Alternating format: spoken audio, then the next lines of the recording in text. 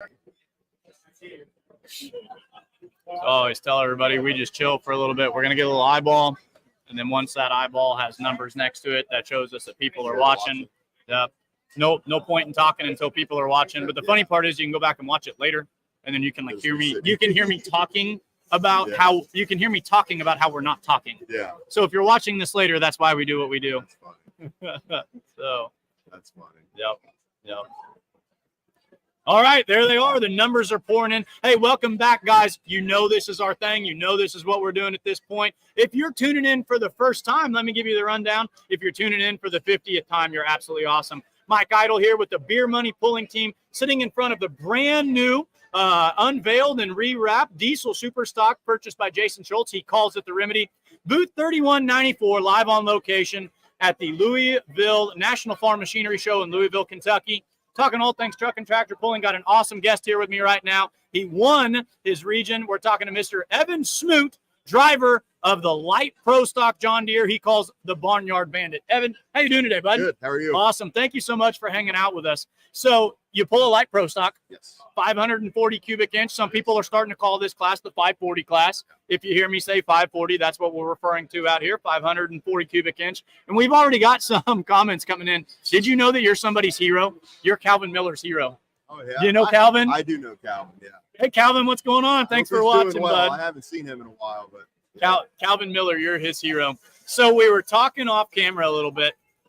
You're here at Louisville. I was going to say, did you have a good season? Silly question, because you're at Louisville, Kentucky, pulling at the National Farm Machinery Show. How'd you end up in points, and where'd you pull at? We run Region 2 in Indiana, Ohio. Sure. Region 2 split, East and West. We won the West side. Sure. And we're talking NTPA. Anytime we talk regional, national, NTPA, and Region 2 is NTPA. And then we won Hoosier State, which is just state level. Sure. NTPA. Absolutely. Which a lot of them are double booked together. Sure. But, and then we won our side of the region, got us qualified for the Interleague, and we won the Interleague. So you had a season. Yeah, well, so let's recount this really quick. Region 2 West. Region 2 West. Yes. Region 2 West points champion. Hoosier State points champion, and Enderley. And guys, Enderley is the premier all-star event. Yeah. Boy, that's three pretty nice trophies you can put on the shelf in the shop. We had a good year. That's excellent. Walk us through how the tractor performed for you and what you think kind of led to being so successful in points. Really, I made some changes this winter that didn't work out too well. Mm-hmm. I think we came out, our first hook at Paulding, we were 10th. Then the next night we were 4th. I think the week after that I went out of bounds. Pretty sure got DQ'd. We had a pretty rough start. So the beginning of the season, you're not thinking that you're going to be sitting here in Louisville talking a points championship with me. No. Okay. So adjustments were made. Yeah, we made some adjustments, and by the middle of July, we had it really starting to kind of perform like it had in the past. Sure. And, she was behaving correctly is what you're trying to say. One of the best nights. Nights, depend on if you yelled at her or spoke nicely to her. Yes. You know, I talked to a lot of drivers, and I talked to Bobby Jones, who drives a light super stock with the Pro Puller League, and I've talked to Travis Slaubaugh, who drives a Bone Twister with you guys in NTPA. And a message they've kind of told me is, you know, you don't tell these things what they're going to do. You coexist with the tractor, and the tractor is kind of going to do its own thing. And the best thing you can do is hope to get along the way. But it sounds like you and the Barnyard Bandit started getting along. Was there a specific pull where you felt you'd kind of turn the corner and things started to click? Yeah, I would say probably Greenville, Ohio. Okay. Kind of towards the end of August. It finally laid down a pretty good. We were having trouble. It's had a mind of its own. One night it go left, next night it go right. Mm-hmm. That hurts you, when you're riding the brake halfway down the track. Absolutely. That really hurts you. So, at Greenville, I made some changes on the chassis, and it made a pretty nice straight pass. And then we come out and won Lynn next, and then the next one was the Interley, and we won it. So, yeah. That chassis work is so important. And, guys, if you've been watching all day, I was speaking to another puller earlier. If it's not flexing the way you want it to, are you going to kind of bring your traction off the ground one way? And does that lead to that drifting a little bit? Yeah. So were you too stiff and you got the chassis to flex a little more, or vice versa? Well, a lot of our problem was not last year, the year before, I laid it over at Fort Recovery. That you are the yeah, timeout, pause. The internet is rebroken. We talked to Cody Yarrick, the one who had the runaway down in Lufkin, Texas. We talked to Wayne Bunnage, the one who had the wild ride on the mod in Farley, Iowa. You are the individual. This was 2022, right? I was at that pull. I was at the Friday night session. I left on Saturday to go watch the Brandenburg pull because you guys pull on the same weekends there. Yeah. So the internet was broken for a little bit, and you were the one that broke it. That was me. Yeah. We have to talk about it. So tell me about, as a driver, just how did that feel? What was going through your mind? And boy, that happened in a hurry, didn't it? It did. Yeah. So it did. It wasn't too much fun, but we tweaked the chassis pretty good. Sure. And we worked all winter getting it back to where I thought it needed to be, and that was a lot of our problem at the start of the year. We were still just trying to get everything happy again. Sure. And recovering and sorting out, time getting everything back right, and it's still probably not. I mean, it'll never be 100% what it was, but it's maybe 70, 75. So it's a diesel puller. Yeah. It's always going to have war wounds. There's no way that right now is the best this thing will ever look. If you want to come see the Remedy, come see it now because they only go one direction from here. Yeah. Let's look at another comment. This one looks awesome. Colin Burkholz says, didn't even miss a hook after rolling it over. Is that right? No, I did, yeah. So you said, tell a handler, flip me over, and we're going to be pulling again next weekend. We took it home the next day. My dad and I got it out of the trailer and in the barn and under surgery. Because I didn't really want to sit out much because I was afraid I'd get a little gunshot. Of course. Yeah. And, that's what they say in there, like an old saying, we'll be a couple of cowboys here. If you get bucked off the horse, what do they say? You have to do immediately. Yeah, exactly. You got to get back up on that horse. You got to tame that dragon. Yeah, I bet that's true. The more you sit there and it sits in the shop, the more you get nervous and afraid. A lot of late nights that week getting it back to where I thought it for sure. And I was way off. I mean, the next hook was Eaton, Ohio, and I think it went about 20 foot and snap hooked right. I hit a guardrail, so and then you were just kind of what's going on? We went home and worked on it some more. It was a long end to 22, but honestly, it was about that Greenville hook again in 22 where I'd had enough. I took it home. I completely pulled the thing, sure, pulled the motor out, everything out, and just went to town. And we came out. We got it back together. It was 1st September. We went down to Lanesville and ran with PPL. And we won down there on Friday night. And then we came up by home to Lynn and ran Region 2 with NTPA, and we won there. And that was a good one. That was a good way to end the year after dealing with all that. For sure. And we felt pretty good about going into this year, but just some stuff we tried wasn't working, and we went the other way, and it seemed to help. It's still not right. It's hard telling what it's going to do tomorrow. Dang thing may head right, may head left. Hopefully it goes straight. So. What's so funny about this is I've talked to a lot of pullers, and they've been very confident in their setup. We're going to do this. We're going to bury it in the sand. We're going to do that. We're going to bury it in the sand. And then that Louisville track says, hey, I said stop, and they don't go over it. You're the first person who's kind of openly said, I don't know what's going to happen. I don't know. You know what that means? That means you're just going to drive right into the sand pile. that means that, when you sit here and worry about it. Is this your first time pulling at Louisville? We were here 2 years ago. Yep. Yeah, 22 we were here.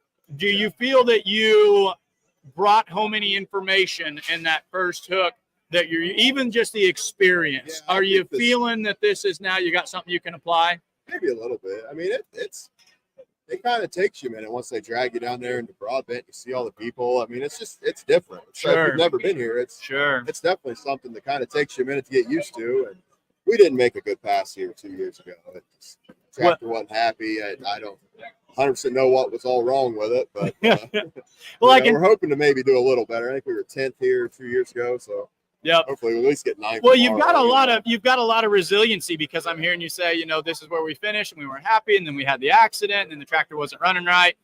You stick with it. I mean, what a way to go about doing things to keep climbing back up in the roll cage. And I've talked to several rookie drivers or second-time drivers that said, hey, this is where we finished the first time we came out here.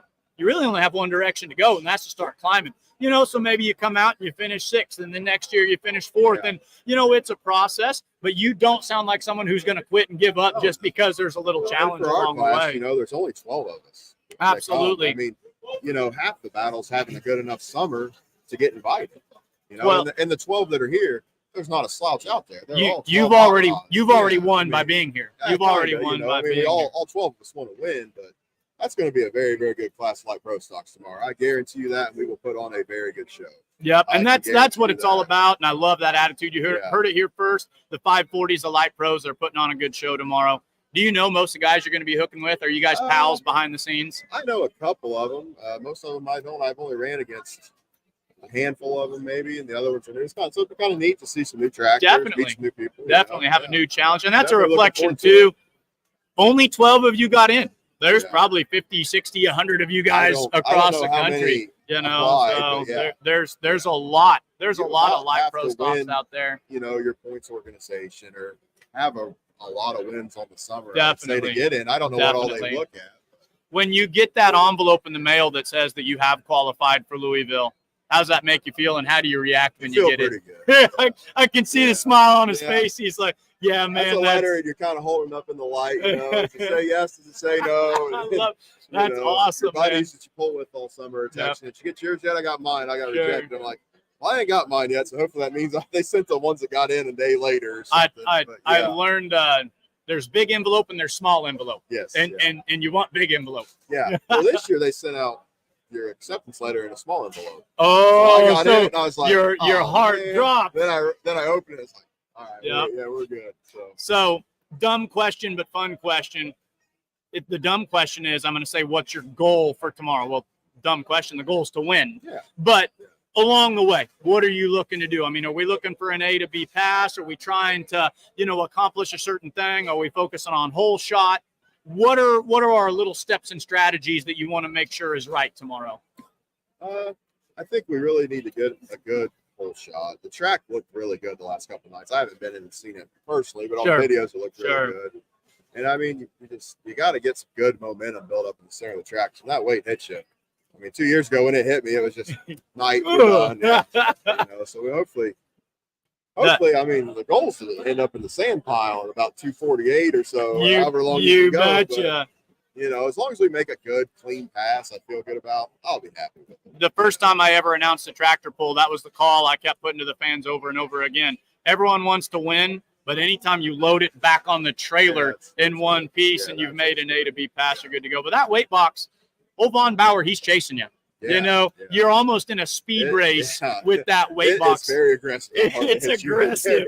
It's aggressive. If you've ever been as a fan, you can hear the thunk, and I mean it resonates throughout the entire arena. And it's a lot different, Usually outside we're 320, some nights 350. Sure. You knock 100 foot off that. That changes up everything. Not everything you do. I mean, you still have to approach it just like you do everything else, but it's definitely different. Well, I can imagine that on an outdoor pull at about 180 feet, that's where you kind of say to yourself, the tractor sat down, I'm locked in, I'm feeling that speed. But at 180 feet here, you're full weight. Exactly. Your boat's loaded. You better hold on. It's torque time.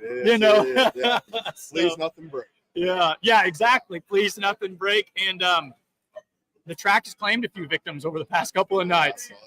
The track, it means business this year, but if you've got the horsepower, it's the track. There's no doubt about it. So this has been absolutely awesome. Congratulations on everything that you've won. Congratulations on your Region 2 championship, on your Hoosier State championship, on your Enderley win, and making it into Louisville.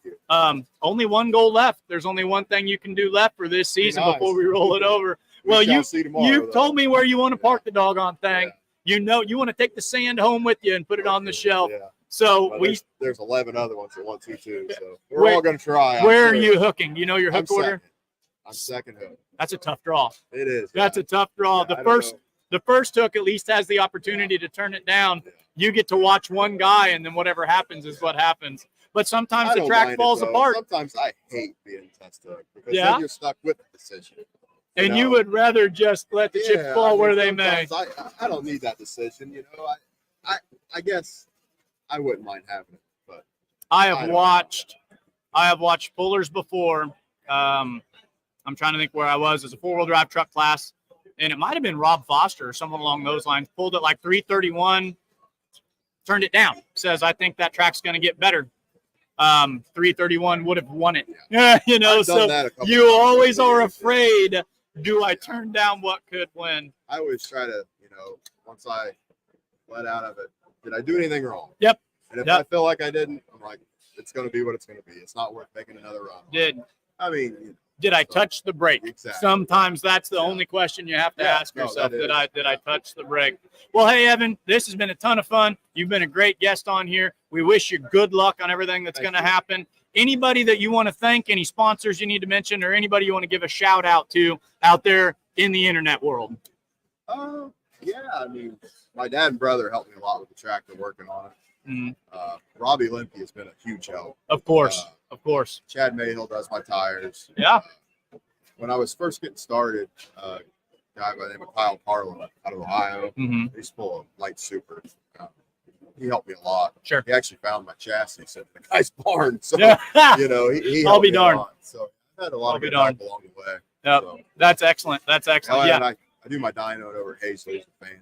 So you know, it's so funny.